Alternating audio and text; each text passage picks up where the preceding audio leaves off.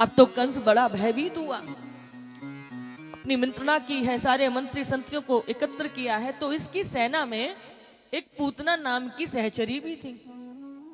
पूतना आलोक बालग्नि राक्षसी रुधिरासना कंसेन प्रहिता घोरा पूतना बाल घातनी शिशु संचार निघ्नंती पुरग्राम व्रजादशु। तो पूतना जो थी वो राक्षसी थी और अपनी माया से वो भेष बदल लिया करती थी। पूतना कहती है कि महाराज आप चिंता मत करो, आपको मेरे रहते डरने की आवश्यकता नहीं है। ब्रजमंडल में जितने भी घरों में बालकों ने जन्म लिया होगा ना, सबको एक ही दिन में समाप्त कराऊंगी। कंस बोला वो तो ठीक है, पर तुझे अपने घर में घुसने कौन देगो? अपने हाथ पैर देखे, ऐसे बड़े बड़े सूप जैसे तेरे नाखून है, तेरा इतना भयंकर स्वरूप है, तुझे भीतर कौन जाने देगो? तो पूतना कहती है कि महाराज आप चिंता मत करो, ऐसा रूप धारण करूंगी कि जो भी मेरी तरफ देखेगो देखते ही रह जावेगो। बस आप तो मोको ये कार्य करने की आज्ञा प्रदान करो। और बंधुओं पूतना ऐसो सुंदर रूप धारण करके ब्रजमंडल में चली गई। एक तो ऐसो सुंदर रूप धारण करो और ऊपर ते वाने का कियो लंबो सो घूंघट काढ़ लियो। अब यहाँ बहुत सारे गोकुल के अंदर स्त्रियां इकट्ठी है करके सब लाला की जन्म की बधाई देवे के लिए यशोदा मैया के द्वार पे जा रहे हैं। पूतना ने भी देखी, अरे ये इकट्ठी है कि कहाँ जा रही हैं, लगे काई को बधाई देवे जा रही हैं। अब जैसी सब स्त्री ने पूतना को देखो, वहां के रूप सौंदर्य को देखे तो देखती ही रह गई, ऐसो वाको रूप।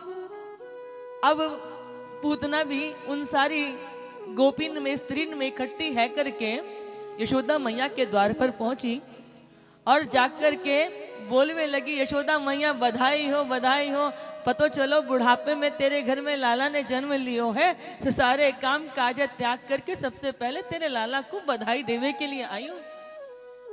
अब यशोदा मैया देख रही, आज से पहले तो कभी या को देखो ना, ये कहाँ से चली आई है। यशोदा मैया ते कह रही है, अरे तू मोको आंखन ने फाड़ फाड़ के कहाँ देख रही है, तूने मोको पहचानो ना, मैं तो सारे काम काज छोड़ के तेरे लाला को बधाई देवे आई हूँ और तू तो मोको ऐसे देखे जा रही है। अब यशोदा मैया सोच रही है, ऐसो सुंदर रूप है यहाँ को, अरे मेरे लाला ने थोड़े दिन पहले जन्म ले लियो हो तो मैं तो अपने लाला को विवाह यहाँ के साथ ही कर देती, ऐसी सुंदर ही हूँ, इतनी सुंदर।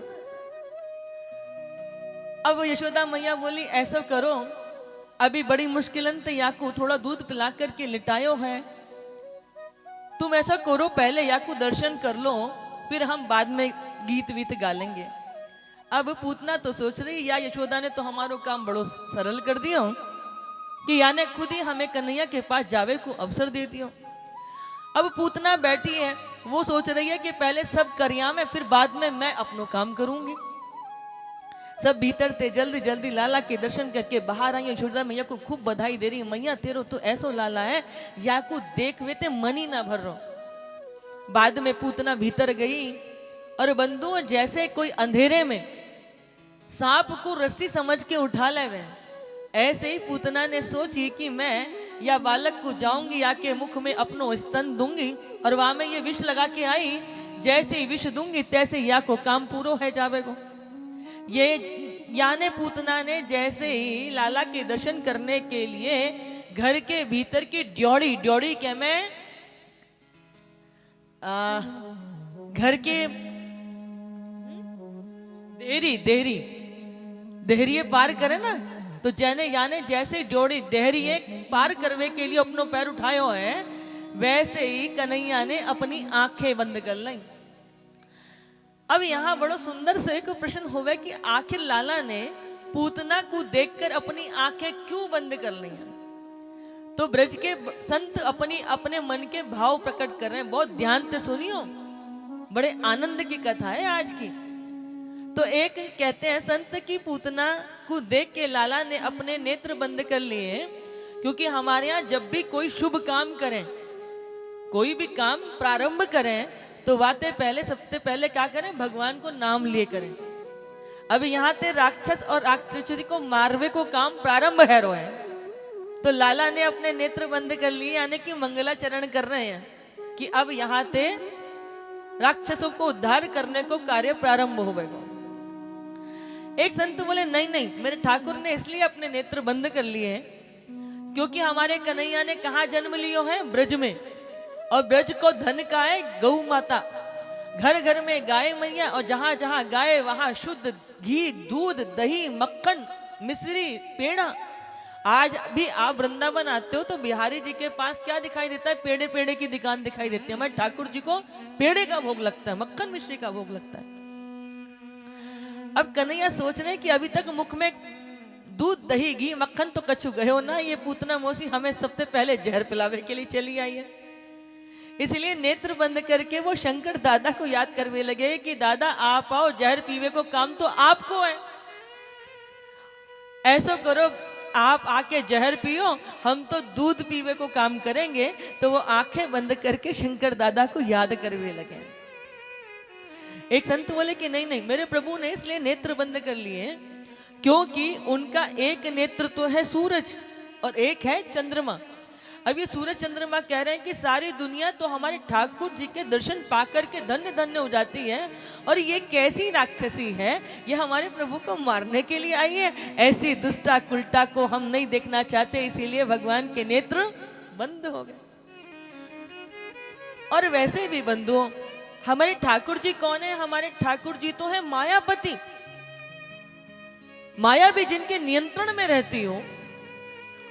अब मेरे ठाकुर के नैन है चपल चंचल।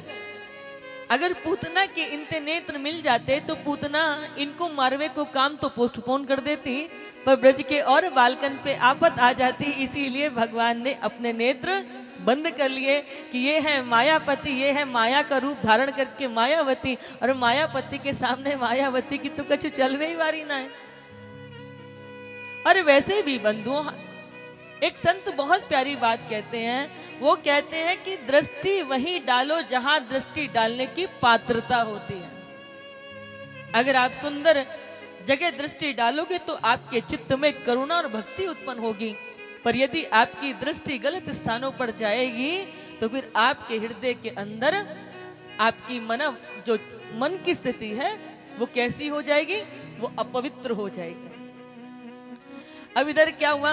पूतना ने साधारण बालक समझ करके लाला को पालने में से निकाल करके अपने आंचल में ले लियो, और जैसे आंचल में लेकर के वाने वाके मुख में अपनो दूध डारो है, तो सबसे पहले कन्हैया ने क्या कियो है? सबसे पहले कन्हैया ने वाके जहर को पान करना शुरू कर दियो। जहर के पान करने के बाद में वाके दूध को पीनो प्रारंभ कर दियो। अब पूतना सोच रही है जे मरे काय को ना, ये मर तो काय को ना है। अब ठाकुर जी ने दूध पीनो प्रारंभ कर दियो, फिर वह पूतना के पापन ने पीनो प्रारंभ कर दियो, और फिर वाके प्राणन को पीनो प्रारंभ कर दियो। और जैसे ही प्राण पीने लगे तैसे ही पूतना तो है सा मुंचा मुंचा मुंचाल मिति निष्पीड़िय माना किल जी मरमणि, छोड़ दे छोड़ दे।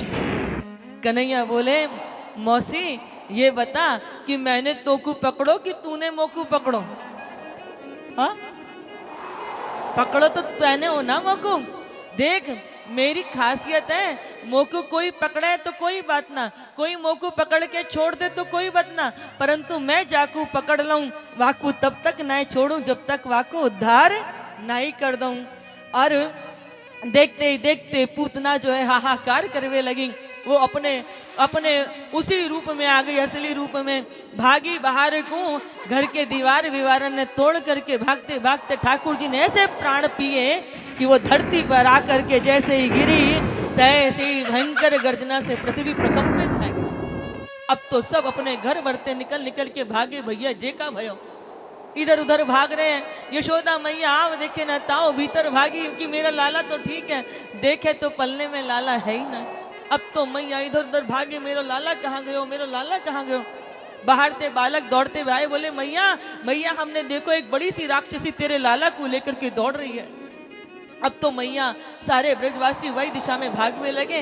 देखें दूर से तो एक विशाल पर्वताकार दे, और लाला वाकी छाती पे बैठ करके खेलवे लग रहे हैं। मैया ने तो देखो, मैया तो है गई बेहोश। अब सारे ब्रजवासी भी देखे लगे। इतने में नंद बाबा आ गए। नंद बाबा आए, बोले भैया ये राक्षसी मरी सो मरी, मथुरा वृंदावन सबके मार्गन्य बंद करके मरी है। भागवत जी में आता है कि 18 किलोमीटर में पूतना का शरीर गिरा था। और कहते हैं कि जहां पूतना के कान गिरे वो कानपुर बन गया, जहां पूतना के मूड गिरा यानी कि सिर गिरा वो मुरसान बन गया, जहां पूतना के पैर गिरे वो पैगाम बन गया, और जहां पूतना के हाथ गिरे वह हाथरस बन गया। ब्रजवासी ऐसी ऐसी कथा सुना में। अब बंधुओं सब ये विचार करने लगे कि आखिर ये मरी तो मरी कैसे। तो छोटे छोटे लाला वहां खेल रहे, तो वो एक लाला बोलो बाबा मैं बताऊं जे कैसे मरी। बोले हाँ, मैंने देखो जी हमारे लाला को लेके भाग रही, सो हमारे लाला ने घुमा के यहाँ में ऐसो घूसा दियो सो ये धड़ते गिर पड़ी।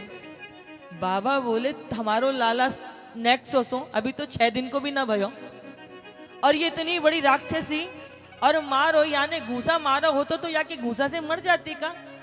एक लाला बोले मैं बताऊं बाबा ये भाग रही या को ऐसी ठोकर लगी सो ये गिरी नीचे आके या को शरीर छूट गो। बाबा बोले दारी के लगे भांग खा के आयो है, अगर ये ठोकर लग के गिरती तो सीधी गिरती कि उल्टी गिरती। बाबा बोले मरी सो मरी अब क्या करें।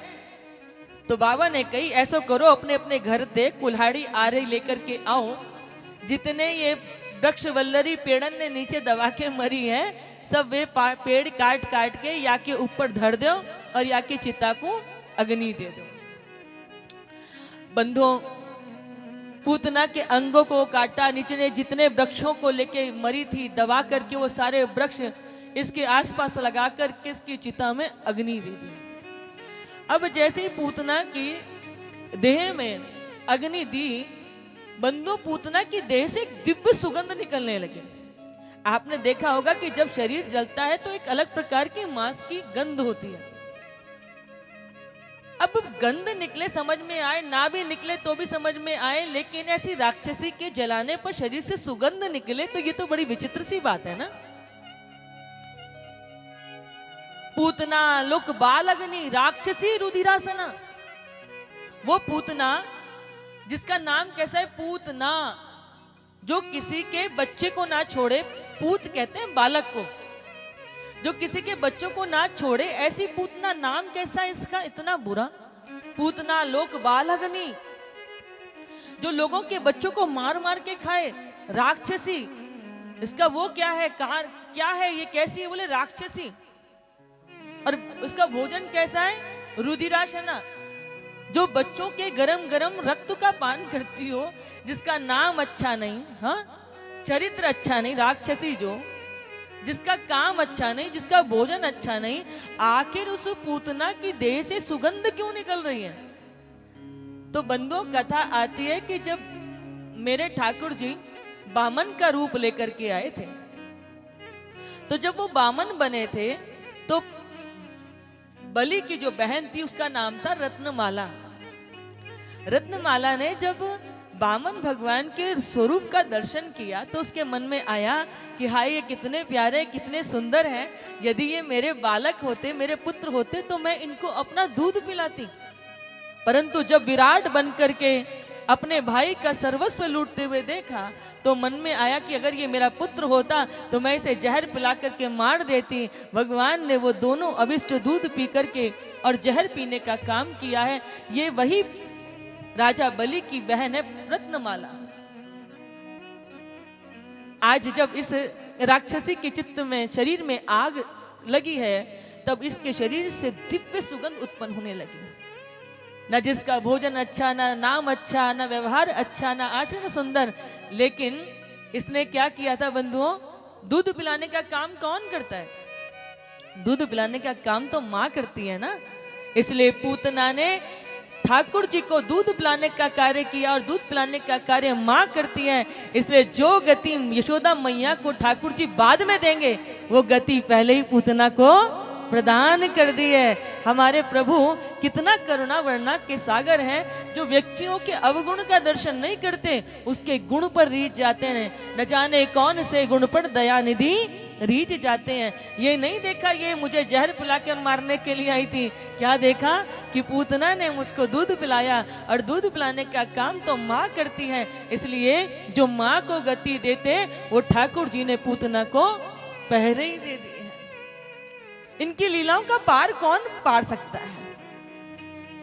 भगवान की लीलाओं को समझना बड़ा मुश्किल है। ये जो प्रेम का जो नगर है ना, ये बहुत इसकी डगर आसान नहीं होती, और भगवान की लीलाओं को कोई समझ नहीं सकता। भगवान की लीलाएं तो उनकी तो लीलाएं बड़ी अपरंपार हैं, कोई समझ ही नहीं सकता। भगवान की जो आपने देखा होगा जो नदियां बहती है ना, वो कैसी बहती है? सीधी बहती है। लेकिन जो प्रेम की जो धार होती है वो कैसी बहती है? उल्टी बहती है। और बंधुओं, प्रकृति का नियम अपनी गति से चलता है, लेकिन ठाकुर जी के प्रेम को कोई समझ नहीं सकता। वो बड़ा विचित्र है, उसको समझना बड़ा मुश्किल है। और ठाकुर जी 6 दिन के थे तब उन्होंने पूतना को उद्धार कर दिया और पूतना को गति प्रदान कर दी।